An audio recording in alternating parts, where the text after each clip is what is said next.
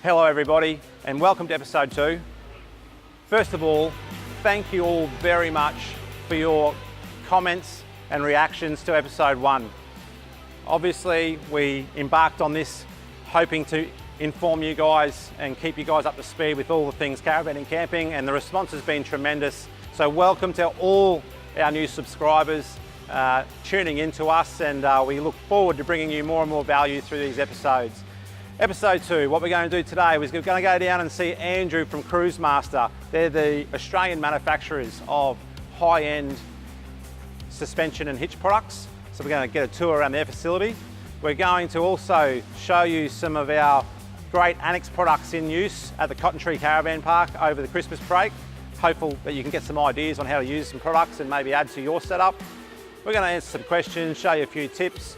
And we're also going to recap the Gold Coast Caravan and Outdoor Expo that was on at Metricon Stadium a couple of weeks ago and give you an insight as to what that event was. Great event, perfect, really good. We're going to also mention the competition winner for the Sphere tyre monitor monitoring system that we featured in the last episode. So tune in, grab a coffee. We're about to start episode 2.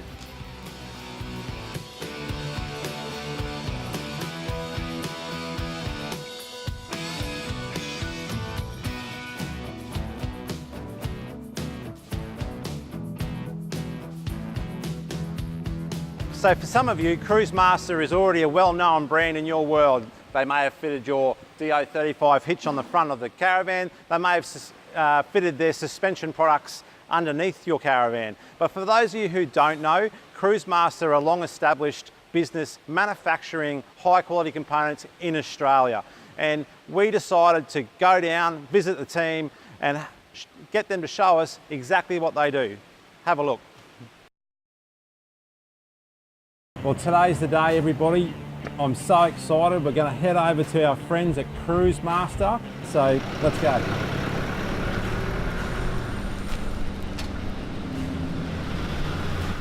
We've arrived here at the Cruisemaster Towing Performance Centre. Let's get into it.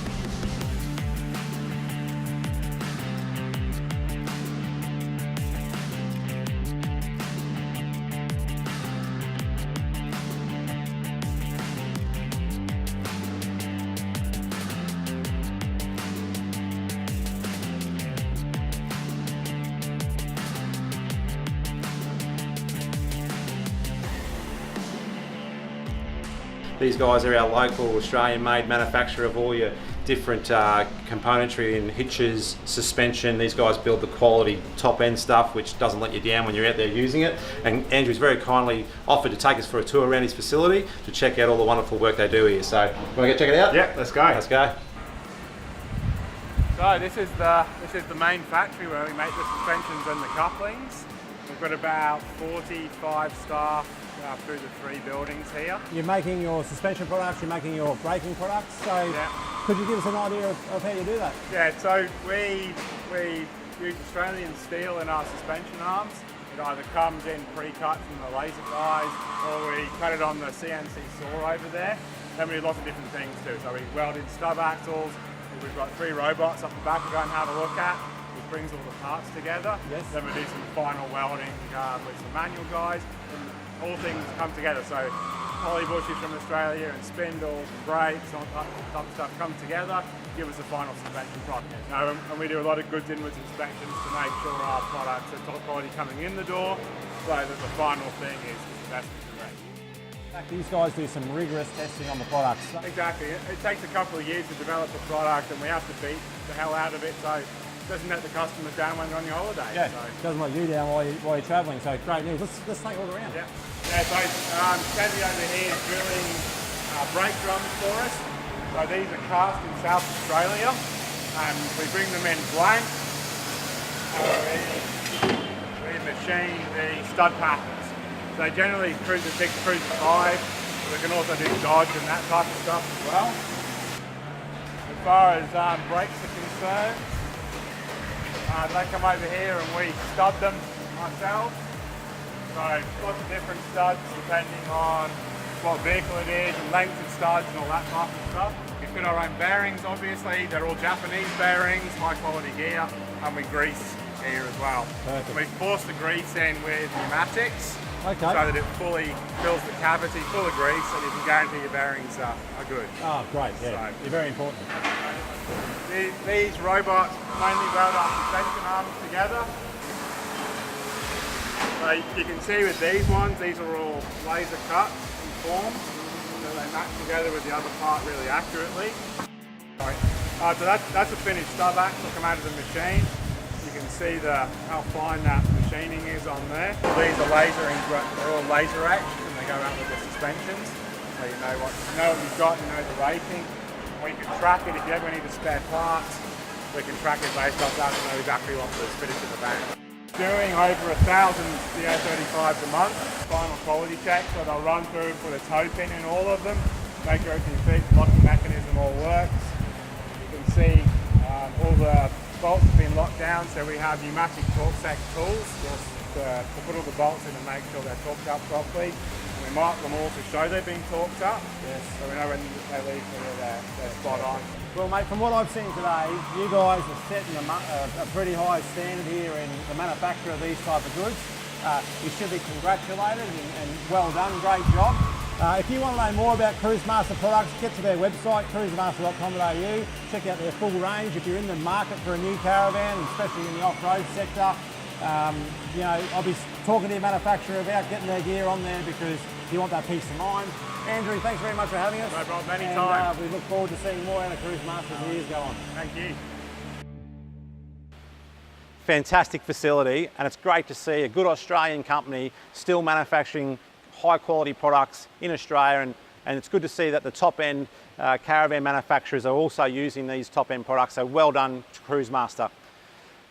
So over Christmas, as we touched on the last episode, I set up at Cotton Tree Caravan Park, and whilst we were there, we were using our Great Annexe products for our own use, and I just thought I'd give you an insight into how we use the products in hope that you may get some new ideas, so check it out. I'm currently set up at the wonderful Cotton Tree Caravan Park here at Maroochydore on the Sunshine Coast, and I thought it'd be a great opportunity to show you guys on how I use some of our products that we make that may be interesting, or maybe give you an idea as to what you could possibly do next time you guys set up with caravanning. So I'm about to give you a bit of a tour of our setup, and I'm hopeful that you'll get something good out of it. So starting for which we have a rollout awning. We've gone for maximum undercover area to spread out and have plenty of room. I've actually just pulled one annex wall out and put that on the rear. Now when we first moved in here a couple of weeks ago, of course we had another van behind us, and that was their annex aerial directly behind us, so it did a couple of things for us. It gave us a little bit of privacy. The water is actually facing behind this, and the wind comes in off the water, so it helped to keep the wind down. It also gives us a little bit of privacy. So I've just grabbed one annex wall. So just when you're on an annex, doesn't mean you have to set up an annex every time. Just grab one wall, two walls. But what we've also done here to extend our roof, we've used a beer garden. So this is one of our fly extension products that we offer. And this one's about 2 meters in width. But as you can see what it's done, it's almost essentially doubled the width of this awning space for us. And it just means we can spread right out into it. So off the beer garden, I've used just a Shade Master PVC screen. That screen itself would normally feed off the awning, as typically people use their screens, but I've also adapted it so we can take it off those poles of the porch structure, the beer garden structure, to extend that shade out. So that's been a great addition. What we've used here is just another little piece of material that gives us some protection of sun in the morning, and then I just fold it back during the day to let that breeze come through, and it becomes really comfortable with lots of air passing through. Now, we make all these great products, but not forgetting, there's also room for some cheap ones too. So we actually used a Chinese wall here, and this is sitting here on the end. And what we've managed to do here is we have our normal porch coming off.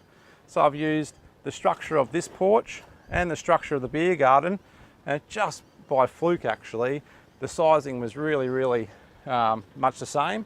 So I was able to use the infrastructure of the post here, pull this one down, and it's offered us heaps more shaded area, and also a little bit of privacy from the street, which, you know, we don't want to cut ourselves off, but at the same time, a little bit of privacy never goes astray. We have here what we call the veranda. The veranda is essentially the porch section and this front A-frame porch together, we call it the veranda. And what this is giving us is just this front, shade cover, which keeps the sun off in the afternoon. This particular site, in the afternoon, the sun comes straight in really low and can cut right back into this fridge. So the porch helps to keep us dry, but also keep the sun back for a little while. And then all I've done is found some other shades that actually come off my four-wheel drive, would you believe? And I'll show you what I've done because you might get a hint out of it, you might like it. You'll see here, I've just got a standard ocky strap that I've hooked up through my ropes here. And what this allows me to do is just to bring this shade out. I can pull it up onto the ocky strap and that holds that as a sail. I'll do the same on this side. Brings that down. That also hooks up to the ocky strap as well. And all of a sudden I have a shade area that is keeping me private, but that afternoon sun is totally belted out. So don't forget you can use your shades in all these different ways to maximise your cover. These are Shade Master privacy screens. We can make them for awnings, we can make them for fly extensions. They're really cool. If you do have a broader setup like we have here, where we actually have multiple pole structures going on to hold the flies out, I went through and I've used coloured electrical tape on my poles just to mark what poles go in what area. And I've done that across different aspects. There's yellow there, there's green here, there's black here. And what that does is just helps me quickly identify what poles go where to make that set up a lot quicker. So a little hint for you. As you can see, now that we've doubled the size of this awning with the beer garden, I now have my original slab totally available to walk in and out from, access the fridge. And even when there is a chair here at the table, there's still plenty of room behind it. So if your sites allow you to do it, go out with a beer garden, have one made up. We can do it so it feeds into the awning. We can also do it so it zips onto it like an annex wall. If you happen to drop your annex wall here and you want to keep that in place, we can zip a beer fly off and you'll love it. It's really good.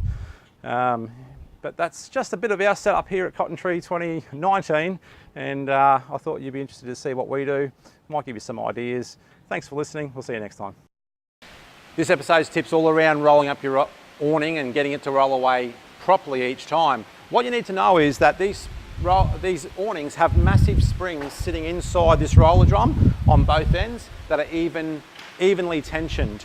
So when we use the strap, we have to bear in mind that as it rolls away, we're resisting those springs. And it's very critical where this strap sits. The ideal place for the strap to sit is directly in the middle of the roller. So as it rolls up, both the springs have the equal amount of resistance against them.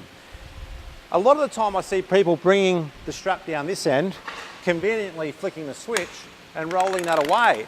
But what's happening is we're putting all the resistance against this spring, and that spring down there has no resistance. So now what's going to happen is the awning is going to kind of twist in at a different pace, therefore skewing the awning ever so much and giving you the pain of the arms not going over each other properly. So to roll up your awning correctly, come down here, hold your strap, flick it to up, but before I let it go up, I'm going to slide back to the middle and then allow it to go up, ensuring those arms close up properly every time. Okay, a question I get asked regularly is, should I use liquid or tablet form for my toilet chemical? So I'll give you some insights into what both do. This one here is a liquid form and very commonly used, have been for a long time. This has the right ratio of liquid to chemical or natural enzyme, depending on which one. And it's very, obviously you're traveling with liquid. Pour in 150 mils usually into your thing and away you go. Now, for people who don't like to carry the liquid, all I've done with these tablets is basically extracted out the chemical aspect or the natural enzyme aspect. So what you're now doing is carrying tablets that you would just throw into your waste and add fresh water in with it. Okay, so pure preference as to what you want, but that's just a little idea. This here is just a liquid format of this. You decide whether you want to carry liquid or you decide whether you want to carry tablets, completely up to you. 2 weeks ago, we attended the Gold Coast Caravan and Outdoor Expo at Metricon Stadium. Fantastic event, heaps on show, a great venue. And whilst we were there, we caught up with some people and they discussed their latest models in caravans. And we also caught up with Ron Chapman, the CEO of Caravanning Queensland, who's the group behind the show. So we wrapped it up. Check it out, see what you think.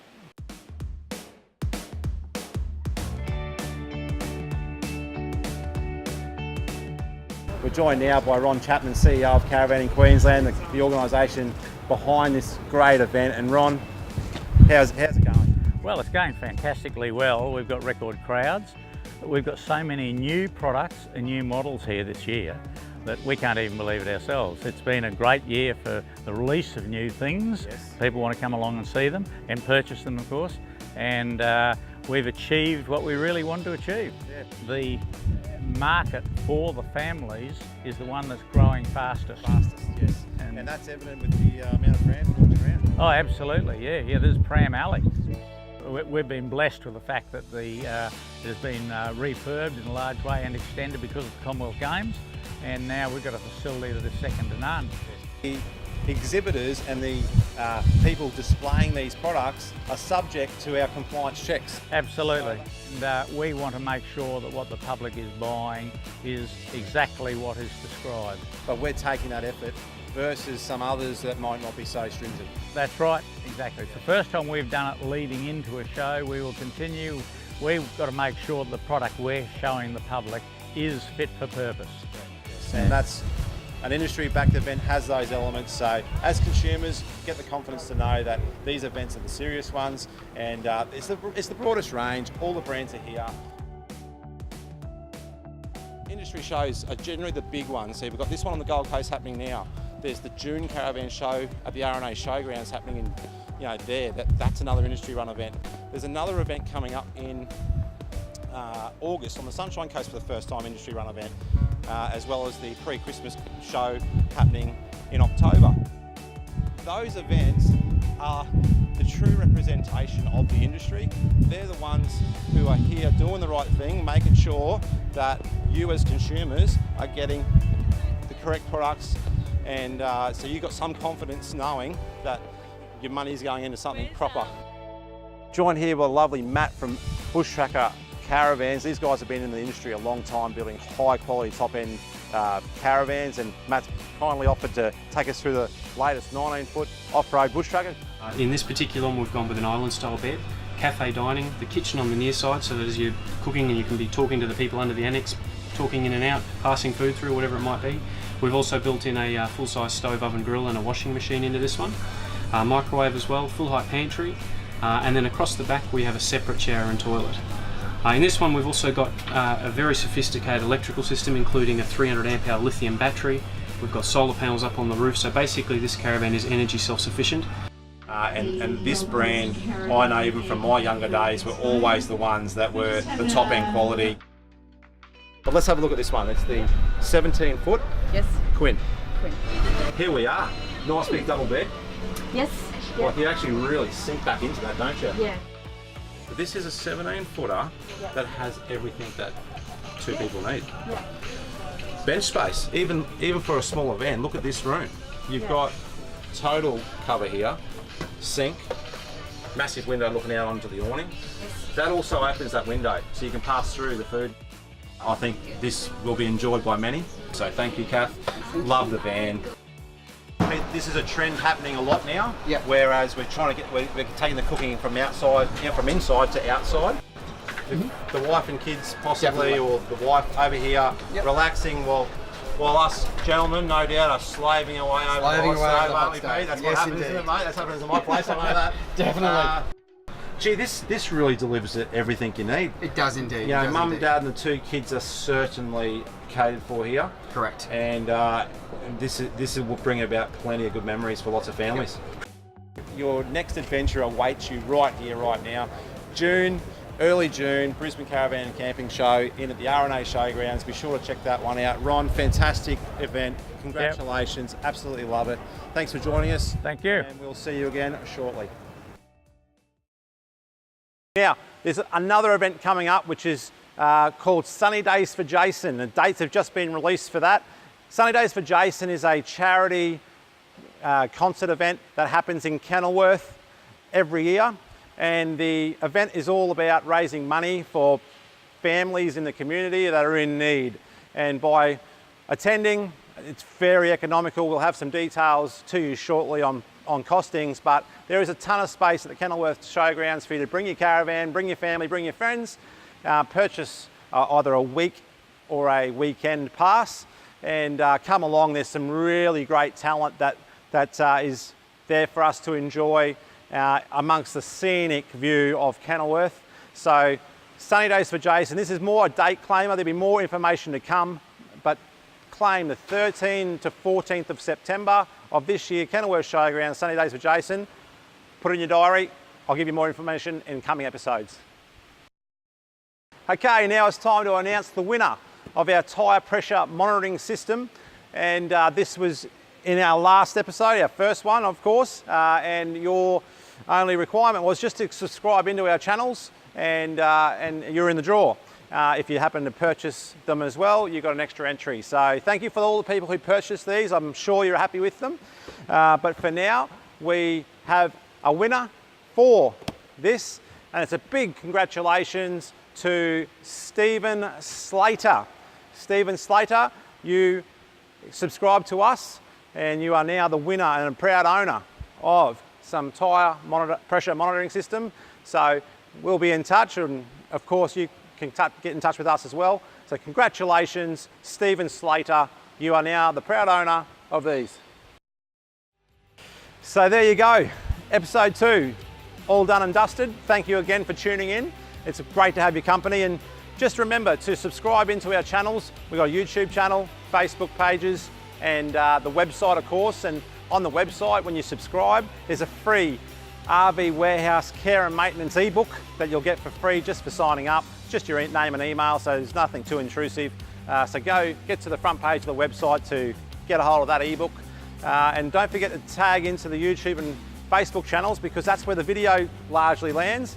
And we are always putting out heaps of new content for you to enjoy all month round. So go over there and check that out. But thank you again for tuning in. We'll see you next time on RV TV.